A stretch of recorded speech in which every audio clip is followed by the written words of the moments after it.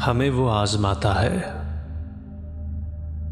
हमें वो आजमाता है।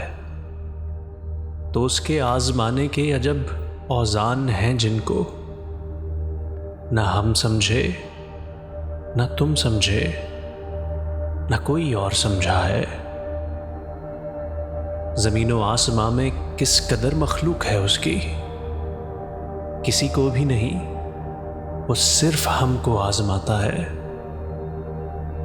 हमारी जिंदगी के इर्तिका के बीज बनने से हमारे पेड़ बनने तक हमें वो आजमाता है, हमें वो आजमाता है। किसी को साथ देता है, किसी को 7 से ज्यादा, किसी को 1 देता है, किसी को 1 से भी कम। किसी को 7 देता है, किसी को 7 से ज्यादा, किसी को 1 देता है, किसी को 1 से भी कम।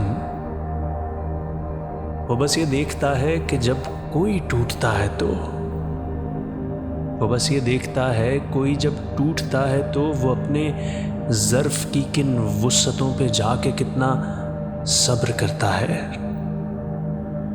हमें वो आजमाता है, हमें वो आजमाता है, हमें वो आजमाता है।